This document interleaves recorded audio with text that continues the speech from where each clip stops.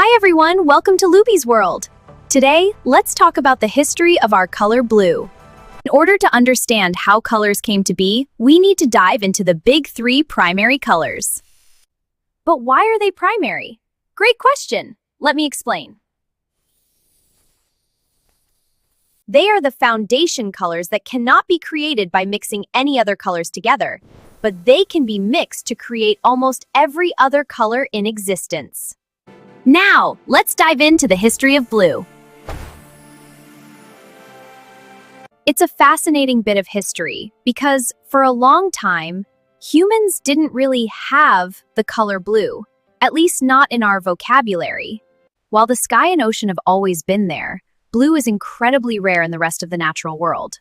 Few animals, plants, or rocks are truly blue, so most ancient didn't have a word for it. If you look at ancient texts like Homer's Odyssey, you'll find descriptions of the wine-dark sea, but never the blue sea. In fact, across almost all ancient languages like Greek, Chinese, Japanese, Hebrew, blue was the last color to be named. But why was blue named so late? Without a way to produce blue, like a dye or paint, there was no practical need to distinguish it from dark, green, or gray. Here is the breakdown of how we eventually invented the color blue and how we named it. The ancient Egyptians were the first to truly come up with blue as we know it. They were obsessed with semi-precious stones like lapis lazuli and turquoise, but these were rare and expensive.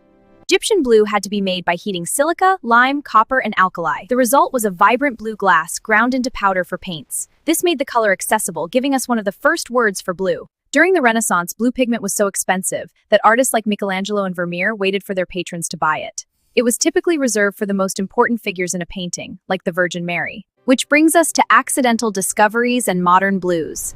As chemistry advanced, we found easier ways to find blue. In 1704, a German chemist named Johann Jakob Diesbach was trying to create a new red paint. He used a batch of potash contaminated with animal blood. This was the first modern synthetic pigment. If creating Egyptian blue was like chemistry, then indigo was like alchemy. It's one of the most complex colors ever created. You have to summon it through a series of chemical reactions. What makes the discovery of indigo so impressive is that it isn't just one accident. It was found having two whole separate accidents. Let us explore why. Indigofera tinctoria, the plant, isn't blue at all. It's green. Someone had to realize that rotting this specific green plant created a blue sludge. Someone had to figure out that the blue color wouldn't stay on the fabric unless it was soaked in something alkaline. The process to make this was not easy at all. Let me show you. The leaves were left to rot, transforming into a yellow-green liquid. Ancient dyers added an alkaline substance to speed up the process.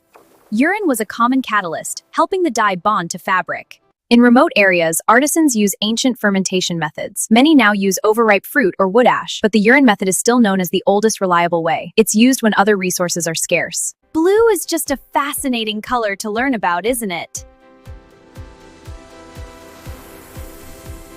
Which takes us to 2009. At this time, a team at Oregon State University, led by a professor by the name of Mas Subramanian, they were searching for new materials with high magnetic and electrical properties. They were searching materials for use in high-tech electronics and accidentally created a new color of blue.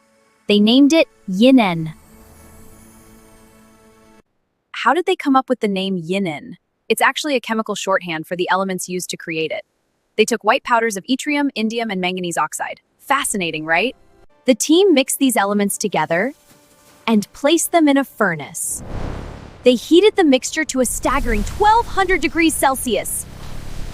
When they pulled the sample out of the furnace, it wasn't a new electronic material they found. It was a heap of incredibly vibrant. Professor Subramanian immediately realized they had found something special. Yinnaman blue is mostly known as the perfect blue. It's incredibly vibrant, falling between ultramarine and cobalt. It is chemically indestructible and doesn't fade, even in heat or acid.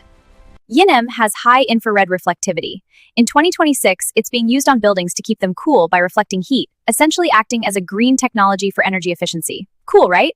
Thanks for learning about the color blue with me here on Luby's World channel. On the next episode, we discuss the color yellow.